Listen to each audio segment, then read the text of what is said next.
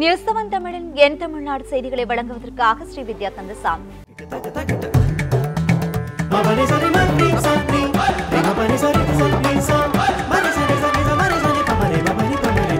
என் தமிழ்நாடு. இனி செய்திகளை விரிவாக பார்க்கலாம். செங்கத்தில் மின்னல் தாக்கி உயிரிழந்தவர்களின் குடும்பங்களுக்கு உரிய நிவாரணம் வழங்கப்படும் என இந்து சமய அறநிலையத்துறை அமைச்சர் சேவூர் ராமச்சந்திரன் தெரிவித்துள்ளார். திருவண்ணாமலை மாவட்டம் செங்கம் அருகே உள்ள தளவநாயக்கன்பேட்டையில் நேற்றிரவு இடி மின்னல் தாக்கியதில் அரிசி ஆலை கட்டிடம் இடிந்து விழுந்தது. இதில் இடிபாடுகளில் சிக்கி 5 பெண் தொழிலாளர்கள் உயிரிழந்தனர். 2 பலத்த காயங்களுடன் மருத்துவமனையில் சிகிச்சை பெற்று வருகின்றனர். இதனிடையே மருத்துவமனையில் சிகிச்சை பெற்று வரும் பெண்களை இந்து சமய அறநிலையத்துறை அமைச்சர் சேவூர் ராமச்சந்திரன் நேரில் சந்தித்து ஆறுதல் தெரிவித்தார். பின்னர் செய்தியாளர்களிடம் பேசிய அவர், இந்த விபத்தில் உயிரிழந்தவர்களின் குடும்பங்களுக்கும் காயமடைந்தவர்களுக்கும் நிவாரணம் கிடைக்க நடவடிக்கை எடுக்கப்படும் என தெரிவித்தார்.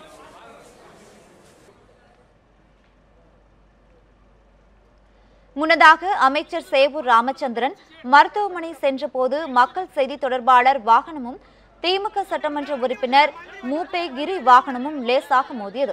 இதனால் திமுக அதிமுக தொண்டர்களிடையே வாக்குவாதம் ஏற்பட்டு தள்ளுமுள்ளு நிகழ்ந்தது.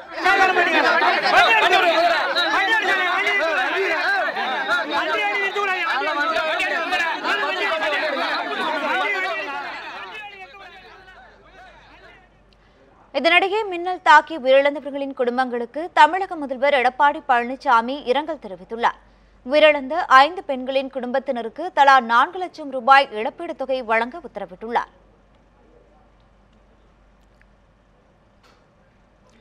ஏற்காட்டில் 42வது கோடை விழா மற்றும் மலர் கண்காட்சியை தமிழக முதலமைச்சர் எடப்பாடி பழனிசாமி தொடங்கி வைத்தார். ஏழைகளின் ஊட்டி என்று அழைக்கப்படும் ஏற்காட்டில் தமிழக அரசின் சார்பில் 42வது கோடை விழா மற்றும் மலர் கண்காட்சியின் தொடக்க விழா அண்ணா பூங்காவில் நடைபெற்றது. இக்கண்காட்சியை முதல்வர் எடப்பாடி பழனிசாமி துவங்கி வைத்தார். அப்போது வேளாண்மைத்துறை அமைச்சர் துரைக்கண்ணு, ஆட்சித்தலைவர் சம்பத் ஆகியோர் உடனிருந்தனர். தொடர்ந்து பூங்காவில் அமைக்கப்பட்டுள்ள அரசு மகளிருக்காக மானிய விலையில் வழங்குவதாக அறிவித்துள்ள ஸ்கூட்டி வாகனத்தின் உருவம், மடிக்கணினி, தாலிக்கு தங்கம் ஆகியவைகளை ஆர்வமுடன் பார்த்து ரசித்தனர்.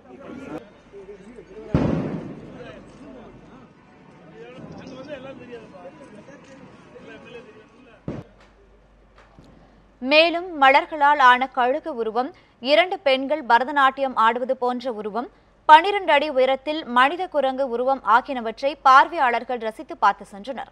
கோடை விழாவை முன்னிட்டு 10,000 தொட்டிகளில் சுமார் 3 லட்சத்திற்கும் மேற்பட்ட மலர் வகைகள் காட்சிப்படுத்தப்பட்டிருந்தன. சேலம் மாவட்டம் ஏற்காட்டில் 42வது கோடை விழா மலர் கண்காட்சி தொடங்கியுள்ளது. இதனை சுற்றுலா பயணிகள் ஆயிரக்கணக்கானோர் பார்த்து ரசித்து வருகின்றனர். இதுகுறித்து நமது செய்தியாளர் ரியாஸ் அளித்த கூடுதல் தகவல்களை தற்போது பார்க்கலாம். தமிழகத்தில் இருக்கிற மலைவாசு சுற்றுலா தலங்களில் ரொம்ப முக்கியமான இந்த ஏழைகளோட ஊட்டி என்று அழைக்கப்பட்ட ஏற்காட்டில் 42வது கோடை விழா மற்றும் மலர் கண்காட்சி இன்று துவங்கி நடைபெற்று வந்துட்டு இருக்கு. இன்று காலை தமிழக முதலமைச்சர் எடப்பாடி பழனிசாமி இந்த மலர் கண்காட்சியை துவக்கி வைத்தார். இதனைத் தொடர்ந்து ஆயிரக்கணக்கான பொதுமக்கள் இந்த மலர் கண்காட்சியை பார்த்து வந்துட்டு இருக்காங்க. குறிப்பாக பார்த்தீங்கன்னாக்கா இந்த மலர் கண்காட்சியை பொறுத்த வரைக்கும் 5க்கும் மேற்பட்ட அலங்கார வளைவுகள் அலங்காரங்கள் பொம்மைகள் செய்யப்பட்டிருக்கு. குறிப்பாக பார்த்தீங்கன்னாக்கா தமிழக அரசினுடைய சிறப்பு திட்டங்களான குறிப்பாக ஸ்கூட்டி வழங்கும் திட்டம், ஸ்கூட்டி, அதே போல தாலிக்கு தங்கம், மடிக்கரணி உள்ளிட்ட பல்வேறு இருந்து ரோஜா மலர்களாலும் காட்டேஷ் மலர்களாலும் வழங்கப்பட்டிருக்கு. குறிப்பாக பார்த்தீங்கன்னாக்கா சுமார் 3 லட்சம் மலர்களால் அலங்கரிக்கப்பட்டிருந்தது. அது மட்டும் இல்லாமல் இந்த மலர் கண்காட்சி திடலில் பார்த்தீங்கன்னாக்கா ஃபேன்சி, சல்வியா, டெல்சி உள்ளிட்ட பல்வேறு வகையான மலர்கள், சுமார் 1 லட்சத்துக்கும் மேற்பட்ட மலர்கள் பொதுமக்களுடைய பார்வைக்கு காட்சிக்கு வைக்கப்பட்டிருக்கு. ரொம்ப உற்சாகமாக குதூகலத்தோட சுற்றுலா பயணிகள் இந்த ஏற்காட்டில் கிளம்பிட்டு தொடர்ச்சியாக நேற்று இரவு முழுவதுமே ஏற்காட்டில் மழை பெய்ததால் மிதமான தட்பவெப்ப நிலை நிலவுவதால் சுற்றுலா பயணிகள் ரொம்ப உற்சாகமாக இந்த கோடை விழாவை கொண்டாடி வந்துட்டு இருக்காங்க. தற்போது சுற்றுலா பயணிகள் நம்ம நினைச்சிருக்காங்க, அவர்கிட்ட பேசலாம். அம்மா, நீங்க எங்கேருந்து வந்துட்டு இருக்கீங்க? குறிப்பா இது ஏற்காடு கோடை விழா இன்னைக்கு எப்படி இருக்கு? ரொம்ப என்ஜாயபிளா இருக்கு. நாங்கள் வந்து இந்த 42வது கோடை விழாவுக்கு இந்த இதுக்கு வந்துட்டு எத்தனையோ டைம் நாங்கள் வரணும்னு எதிர்பார்த்தோம். ஆனால் வந்து நேரில் வந்து பார்க்க முடியல. உங்களை மாதிரி டிவி ஷோவில் தான் நாங்கள் பார்த்துக்கிட்டு இருந்தோம். இந்த வருஷம் தான் நாங்கள் வந்து நேரடியாக இதில் கலந்துக்கக்கூடிய ஒரு வாய்ப்பு கிடைச்சிருக்கு. அதுவும் இல்லாமல் பார்த்தீங்க அப்படின்னா இந்த ரோஜாக்களாலே இந்த பறவையை அலங்கரிச்சிருக்காங்க இல்லையா, அது ரொம்ப நல்லா இருக்கு. அதே மாதிரி மறைந்த முதலமைச்சர் வந்து செல்வி ஜெயலலிதா அவங்க வந்து தாலிக்கு தங்கம் கொடுத்தாங்க இல்லையா, அதை கொடுத்துருக்க அந்த இதுவும் ரோஜாவால் அலங்கரிச்சிருக்கிறது. பெண்களுக்காக ஸ்கூட்டி கொடுத்தாங்க இல்லையா, அதுவும் அலங்கரிச்சிருக்கிறது ரொம்ப நல்லா இருக்கு. ரொம்ப என்ஜாய் பண்ணி பார்க்குறோம். அது மட்டும் இல்லாமல் கிளைமேட் பார்த்தீங்கன்னா நார்மலாக இருக்கிறத விட நேற்று மழை வந்ததுனால இன்னைக்கு இன்னும் கிளைமேட் வந்து இன்னும் நல்லா இருக்கு. ஓகேங்களா. மதுரை மாட்டுத்தாவணி காய்கறி சந்தையில் செயல்பட்டு வரும் கடைகளில் முத்திரை இல்லாத 100க்கும் மேற்பட்ட எடை இயந்திரங்கள் பறிமுதல் செய்யப்பட்டுள்ளது. மதுரை மாட்டுத்தாவணி காய்கறி சந்தையில் எடை கற்கள் மற்றும் எடை எந்திரங்களில் வியாபாரிகள் முறைகேடு செய்து வருவதாக வந்த புகாரினை அடுத்து தொழிலாளர் நல ஆய்வாளர் சாந்தி தலைமையில் அதிகாரிகள் திடீர் ஆய்வு மேற்கொண்டனர். அப்போது பெரும்பாலான கடைகளில் முத்திரை இல்லாத எடை கற்கள் மற்றும் முத்திரை புதுப்பிக்காத எந்திரங்கள் பயன்படுத்தப்பட்டது கண்டுபிடிக்கப்பட்டது. இதனையடுத்து 100க்கும் மேற்பட்ட எடை கருவிகளை பறிமுதல் செய்த அதிகாரிகள் வியாபாரிகளிடம் விசாரணை நடத்தி வருகின்றனர். நுகர்வோர் எடை குறைப்பு தொடர்பான புகார்களை செல்போன் செயலி மூலம் தெரியப்படுத்தலாம் எனவும் தொழிலாளர் நல ஆய்வாளர் சாந்தி தெரிவித்தார். அரியலூரில் வீசிய சூறைக்காற்றில் 10 லட்சம் ரூபாய் மதிப்புள்ள பசுமை குடில் பண்ணை சேதமடைந்து இதனை அடுத்து பாதிக்கப்பட்ட விவசாயிகளுக்கு உரிய இழப்பீடு வழங்க கோரிக்கை விடுத்துள்ளது. அரியலூர் மாவட்டத்தின் பெரும்பாலான இடங்களில் நேற்று இரவு சூறைக்காற்றுடன் கடும் மழை பெய்தது. இந்த மழையின் காரணமாக விவசாயிகள் சாகுபடி செய்திருந்த பயிர்கள் சேதமடைந்தது. இந்நிலையில் வாரணாசி கிராமத்தில் ராஜேந்திரன் என்ற விவசாயி புதிய தொழில்நுட்பத்தில் தக்காளி சாகுபடி செய்வதற்காக அரசின் மானியத்துடன் 10 லட்சம் மதிப்பில் நிறுவப்பட்டிருந்த பசுமை குடில் முழுவதுமாக சேதமடைந்துள்ளது. மழையினால் பாதிக்கப்பட்ட விவசாயிகளுக்கு பசுமை குடிலை சீரமைக்கவும் இத்திட்டத்திற்காக செய்யப்பட்டுள்ள காப்பீடு தொகை கிடைக்கவும் அரசு நடவடிக்கை எடுக்க வேண்டும் என விவசாயிகள் கோரிக்கை விடுத்துள்ளனர். இதற்கான முதலீடு ஏறத்தாழ 10 லட்சம் ரூபாய் வங்கியிலே கடன் பெற்று இந்த திட்டத்தினை செயல்படுத்தி வருகிற எனக்கு நேற்று பெய்த கடுமையான மழை காற்றின் காரணமாக முற்றிலுமே இது சேதமடைந்திருக்கிறது. இந்த சேதத்திலே இருந்து நான் மீண்டு வருவதற்கு அரசாங்கம் எனக்கு உதவி செய்தால்தான் வாங்கியிருக்கிற கடனை அடைக்க முடியும் என்கிற நெருக்கடியில் விவசாயிகளாகிய நான் இருந்து கொண்டிருக்கிறேன். செங்கோட்டை அருகே சிவன் கோவிலில் 8 ஐம்பொன் சிலைகள் கொள்ளையடிக்கப்பட்ட சம்பவம் பெரும் பரபரப்பை ஏற்படுத்தியுள்ளது. நெல்லை மாவட்டம் செங்கோட்டை சுரண்டை சாலையில் சிவன் கோவில் ஒன்று அமைந்துள்ளது. இந்த கோவிலில் சிவன், பிள்ளையார், பார்வதி, முருகன் உள்ளிட்ட 8 ஐம்பொன் சாமி சிலைகள் இருந்தன. இதனிடையே கோவிலில் இரவில் புகுந்த மர்ம நபர்கள் அங்கிருந்த ஐம்பொன் சிலைகளை கொள்ளையடித்து சென்றுள்ளனர். மேலும் கோவிலில் இருந்த கண்காணிப்பு கேமராக்களையும் கொள்ளையர்கள் உடைத்துவிட்டு சென்றுள்ளனர். இது தொடர்பாக கோவில் பூசாரி கொடுத்த புகாரின் பேரில் சம்பவ இடத்திற்கு வந்த போலீசார் வழக்கு பதிவு செய்து விசாரணை நடத்தி வருகின்றனர். ராசிபுரம் அருகே மூலிகை கிழங்கை வெட்டி கடத்திய 5 பேரை வனத்துறை அதிகாரிகள் கைது செய்துள்ளனர். நாமக்கல் மாவட்டம் ராசிபுரம் அருகே உள்ள போதலை மலைப்பகுதியில் அதிகப்படியான மூலிகை செடிகள் மற்றும் சந்தன மரங்கள் உள்ளன. கடந்த சில நாட்களாக இந்த பகுதியில் உள்ள மூலிகை செடிகளை மர்ம நபர்கள் வெட்டி கடத்துவதாக வனத்துறையினருக்கு ரகசிய தகவல் கிடைத்துள்ளது. இதனையடுத்து அப்பகுதியில் வனத்துறையினர் இன்று ரோந்து பணியில் ஈடுபட்டுக் கொண்டிருந்தனர். அப்போது சந்தேகத்திற்கிடமாக வந்த வாகனத்தை அதிகாரிகள் நிறுத்தி சோதனை செய்தனர். இதில் 1 லட்சம் ரூபாய் மதிப்பிலான மாவிளங்கு கிழங்கை கடத்தி எடுத்து வந்தது தெரியவந்தது.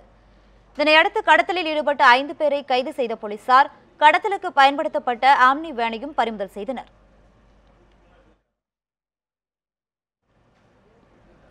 குன்னூர் சிம்ஸ் பூங்காவில் 59வது பழ கண்காட்சி கோலாகலமாக துவங்கியது. நீலகிரி மாவட்டம் குன்னூரில் கோடை சீசனின் இறுதி நிகழ்ச்சியாக சிம்ஸ் பூங்காவில் பழ கண்காட்சி தொடங்கியது. இதனை முன்னிட்டு பூங்கா நுழைவு வாயிலில் பல்வேறு பழங்களால் பிரம்மாண்டமான கோபுரம் அமைக்கப்பட்டுள்ளது.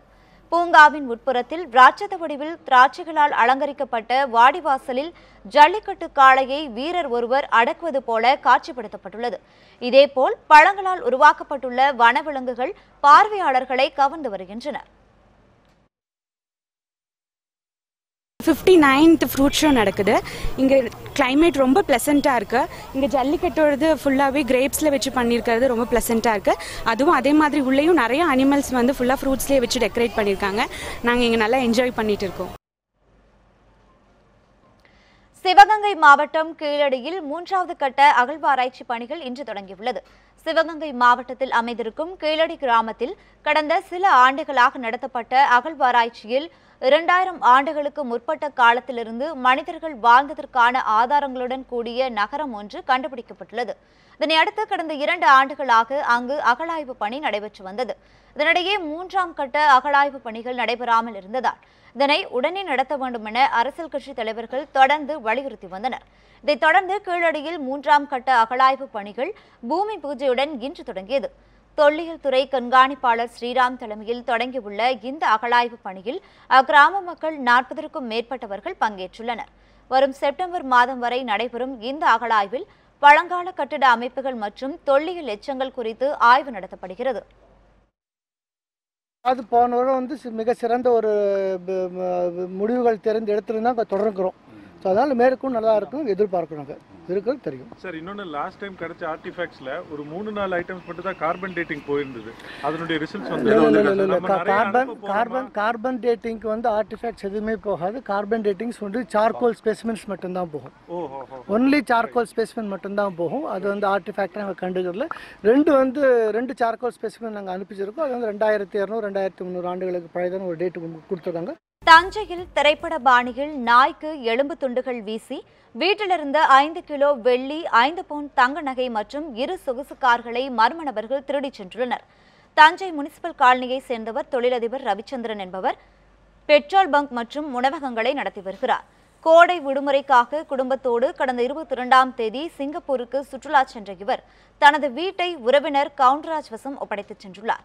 இந்நிலையில் நேற்றிரவு வீட்டிற்கு வந்தபோது கதவு திறந்து கிடப்பதை பார்த்து அதிர்ச்சி அடைந்தார். உடனடியாக போலீசாருக்கு தகவல் அளித்ததை அடுத்து சம்பவ பகுதிக்கு விரைந்து வந்த தடயவியல் போலீசார் தீவிர விசாரணை மேற்கொண்டனர்.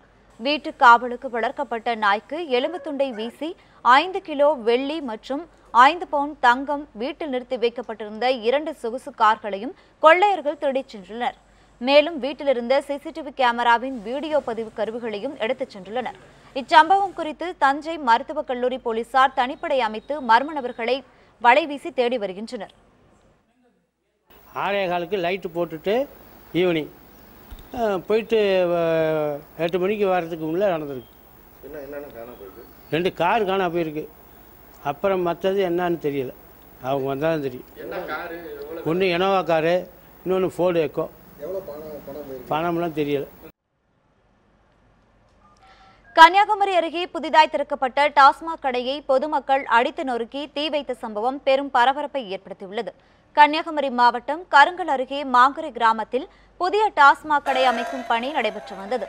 இதற்காக கடை ஒன்றில் மதுபானங்கள் இறக்கப்பட்டு வந்தன. இதற்கு எதிர்ப்பு தெரிவித்த அப்பகுதி மக்கள் கடையை முற்றுகையிட்டு போராட்டம் நடத்தினர். அப்போது அவர்கள் மது பாட்டில்களை உடைத்தும் டாஸ்மாக் கடைக்கு தீ வைத்தும் தங்களது எதிர்ப்பை தெரிவித்தனர். டாஸ்மாக் கடைக்கு எதிர்ப்பு தெரிவித்து பொதுமக்கள் போராட்டம் நடத்தியதால் அப்பகுதியில் பரபரப்பு ஏற்பட்டது.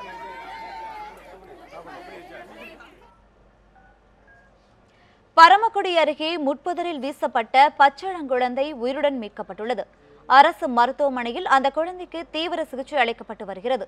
ராமநாதபுரம் மாவட்டம் நயினார் கோயில் அருகே உள்ள முக்குடு சாலை பகுதியில் முட்புதருக்குள் குழந்தையின் அழுகுரல் கேட்டுள்ளது. இதை அறிந்து அப்பகுதி பெண்கள் சென்று பார்த்துள்ளனர். அங்கு அழுது கொண்டிருந்த பச்சிளம் பெண் குழந்தையை மீட்டு பரமக்குடி அரசு மருத்துவமனையில் சிகிச்சைக்காக சேர்த்துள்ளனர். தொடர்ந்து மேல் சிகிச்சைக்காக ராமநாதபுரம் மாவட்ட அரசு தலைமை மருத்துவமனையில் அனுமதித்து சிகிச்சை அளித்து வருகின்றனர்.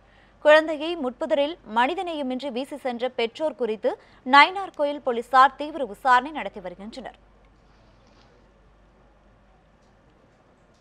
கல்வி உரிமை சட்டத்தின் கீழ் ஏழை மாணவர்களுக்காக 79,842 விண்ணப்பங்கள் பதிவு செய்யப்பட்டுள்ளதாக தெரிவிக்கப்பட்டுள்ளது.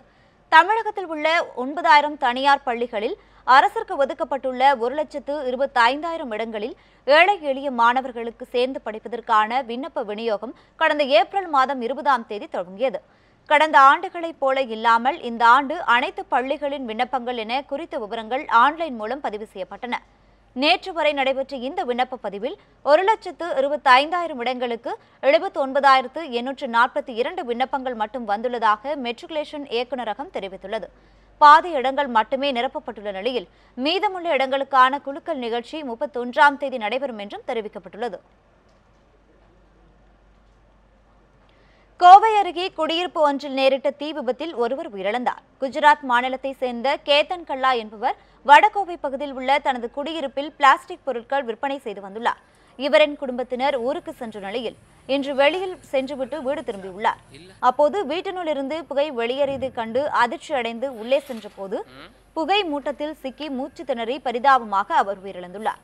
பின்னர் தகவல் அறிந்து வந்த தீயணைப்புத் துறையினர் உடலை கைப்பற்றி பிரேத பரிசோதனைக்காக அரசு மருத்துவமனைக்கு அனுப்பி வைத்தனர். தொடர்ந்து மேற்கொண்ட விசாரணையில் சமையல் செய்துவிட்டு அடுப்பை அணைக்காமல் சென்றதால் பிளாஸ்டிக் பொருட்களில் தீ பரவி விபத்து நேரிட்டு நச்சுப்புகை பரவியதால் உயிரிழப்பு நேரிட்டது தெரியவந்துள்ளது. சென்னையில் கொள்ளை முயற்சியின் போது காவலாளி ஒருவர் அடித்து கொலை செய்யப்பட்டுள்ள சம்பவம் பெரும் பரபரப்பை ஏற்படுத்தியுள்ளது. சென்னை அடையாறு தாமோதரபுரத்தை சேர்ந்த சந்திரன் என்பவர் பெசன் நகரில் உள்ள அடுக்குமாடி குடியிருப்பில் காவலாளியாக பணியாற்றி வந்தார். இதனிடையே சந்திரன் நேற்று வழக்கம் போல இரவு பணியில் ஈடுபட்டுக் கொண்டிருந்தார். அப்போது அங்கு கொள்ளை முயற்சியில் ஈடுபட வந்த மர்ம நபர்கள் சிலர் காவலாளி சந்திரனை இரும்பு கம்பியால் பலமாக தாக்கிவிட்டு தப்பியோடியுள்ளனர். இதில் படுகாயமடைந்த சந்திரனை பொதுமக்கள் மீட்டு மருத்துவமனையில் சேர்த்தனர். ஆனால் அவர் சிகிச்சை பலனின்றி மருத்துவமனையில் உயிரிழந்தார். இது தொடர்பாக போலீசார் வழக்கு பதிவு செய்து விசாரணை நடத்தி வருகின்றனர். இந்த சம்பவம் நடந்த இடத்திற்கு மிக அருகிலேயே சாஸ்திரி நகர் காவல் நிலையம் உள்ளது என்பது குறிப்பிடத்தக்கது. அரியலூரில் நகைக்கடையின் பூட்டை உடைத்து 30 சவரன் நகை மற்றும் 90 கிலோ வெள்ளி பொருட்கள் கொள்ளையடிக்கப்பட்டுள்ளது. அரியலூர் சின்னக்கடை தெருவில் உள்ள நகைக்கடையின் பூட்டை நேற்றிரவு உடைத்து உள்ளே புகுந்த மர்ம கும்பல் கடையில் இருந்த நகை மற்றும் வெள்ளிப் பொருட்களை கொள்ளையடித்து சென்றது. இன்று காலை கடையை திறக்க வந்தபோது நகைகள் கொள்ளை போனது குறித்து அறிந்த கடை உரிமையாளர் சுந்தரராமன் போலீசாருக்கு தகவல் தெரிவித்துள்ளார். இதனையடுத்து சம்பவ இடத்தில் ஆய்வு மேற்கொண்ட மாவட்ட காவல் கண்காணிப்பாளர் அனில்குமார் கிரி கொள்ளை நிகழ்வு தொடர்பாக விசாரணை மேற்கொண்டுள்ளார்.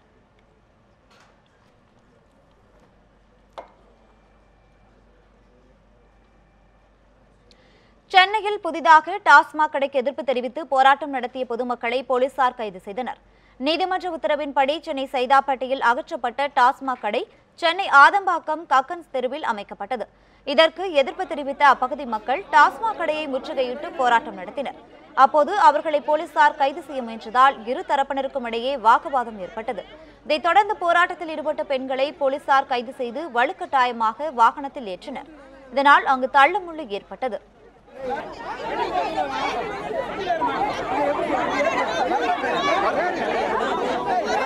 இந்த கடை மூடி ஆகிற வரைக்கும் நாங்க இந்த மாதிரி தான் போராடுவோம். ஏன்னா இந்த பகுதி மக்களோட பிரச்சனை, மக்களாக நாங்க வந்து தான் செய்யறோம் இதை. ஏன்னா டெய்லி வந்து எங்களோட அன்றாட நடவடிக்கை பாதிக்கக்கூடிய ஒரு விஷயமா இருக்கும்போது இதை எங்களால் ஏற்றுக்கொள்ளவே முடியாது. மக்களின் வாழ்வாதாரத்தை பாதிக்கக்கூடிய ஒரு விஷயமாக இருக்கு இந்த